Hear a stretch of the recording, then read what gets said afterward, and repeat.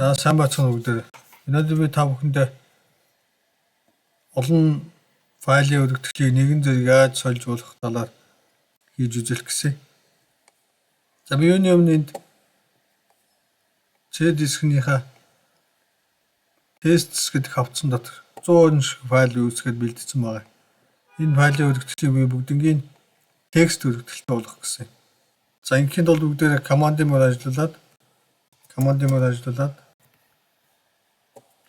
эндээсээ би CD цэг тавих юм бол энэ хавцсанаас гарна. За одоо CD гэж яагаад нөгөө хавцсан гоорыг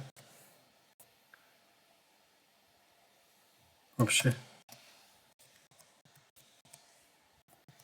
tests гэдэг хавцсан гоо. За одоо би энэ tests гэдэг хавцсан дотор байгаа бүх файлыг нэгэн зэрэг өргөтгөлийг нь текст болгох гэж байгаа. Тэгэхэд бол ren гэдэг команд өгөөд бичээд дурын өргөтгөлтэй бүх файлуудыг дурын нэртэй тэгээд өргөтгөлийг нь текст болгоно гэдэг. Ингээд өгөхөд бүгднийг хардаа тийм үү? Бүгднийг текст болгож соличих. За ингээ баярлалаа та бүхэндээ.